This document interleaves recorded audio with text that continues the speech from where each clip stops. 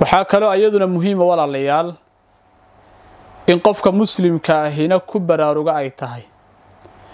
dabaaldegyada ay kiristaanku sameynayaan sanad walba marka uu dhammaanayo sanadka miilaadiga ah bishan December aakhirkeeda iyo bisha koowaad bilowgeeda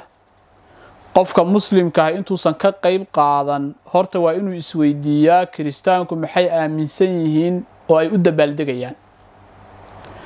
ilaan qofku waxaan u dabaaldegaya caqiido ka dambaysa baa jirta dhaqan ka dambeeya baa jira wax riixaya baa jira muxuu yahay horta wax ka dambeeya bal inta u dabaaldegin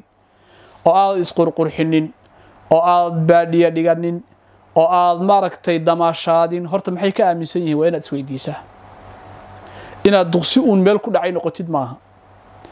kiristaanku markay dabaaldegayaan waxay aaminsan yihiin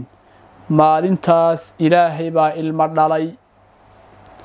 wiil ciise la yiraahdo buu dhalay ciisana asaguna ilaah kaluu noqday ayay aaminsan yihiin waa caqiidadooda kiristaanka in ilaahay ilma dhalay nin aaminsan oo ilaahay aflagaadeynaya sidee ula dabaaldegaysaa nin ilaahay aflagaadeynayo aaminsan ilaahyo kale adduunka la maamulaan oo ciise ka mid yahay inay jiraan sidee ula dabaaldegaysaa saw caqiido xumo maaha saw diin darro ma aha saw hubsiina la'aan inuu iska boodnay oo wax iskala dabaaldegnay maaha waa in qofka muslimkii ogaadaya caqiidada khatarnimada ay leedahay caqiidada loo dabaaldegayo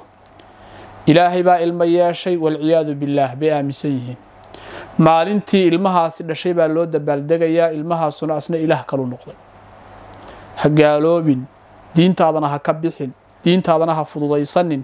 waxa ugu yar ee ay noqon karto dabaaldega lala dabaaldego kiristaanka oo sanadkooda cusub lagala dabaaldegaayo waa inay xaaraan iyo dembi weyn tahay weeyaan isu ekaysiin gaala la isu ekaysiiyey